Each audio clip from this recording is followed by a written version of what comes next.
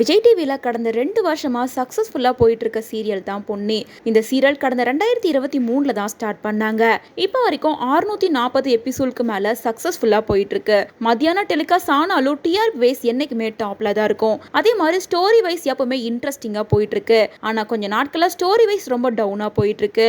So கதை எந்த ட்ராக்ல போகுதுன்னே தெரியல அப்படின்னு நிறைய நெகட்டிவ் விமர்சனங்கள் மட்டுமே தான் வந்துட்டு இருந்துச்சு. இன்னும் சீக்கிரமாகவே இந்த சீரியலை எண்டுக்கு கொண்டு வர போறாங்களாமா.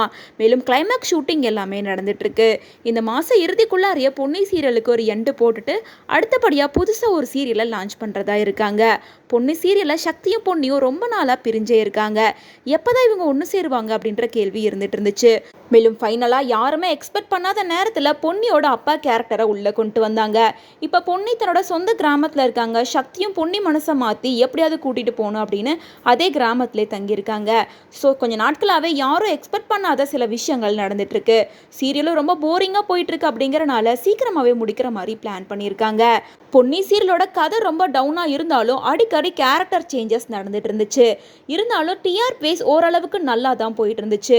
ரீசன்ட் டைமா ரொம்பவே டவுன் ஆயிடுச்சு அப்படின்னே சொல்லலாம். இது கூட சீரியலை கூடி சீக்கிரமா முடிக்கிறதுக்கான காரணமா கூட இருக்கலாம்.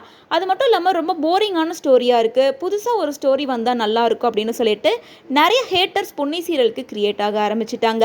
ஸோ பொன்னி சீரியலை எல்லாரும் எந்த அளவுக்கு மிஸ் பண்ண போறீங்க அப்படின்றத கமெண்ட்ஸ் மூலமா ஷேர் பண்ணுங்க.